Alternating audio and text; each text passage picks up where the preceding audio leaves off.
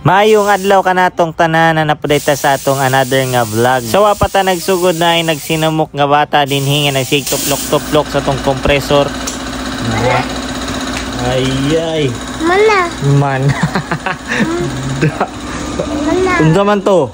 Mana.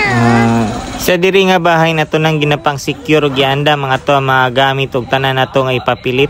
Order ni siya sa local government of Sumilaw. Ang bagong lingkod nga mayor nga mao si Ma'am Nice Villo nga grabe na ang kadako nga nabuhat gikan sa iyang paglingkod. Usa kayo ka-idol kayo nga mayor nga daghan na kayong nabuhat bag-o pagali nakalingkod. So sa diri nga bahay dili na nato dugayon nato ng tanaw ng ato ang final nga product in 3, 2, 1, let's go.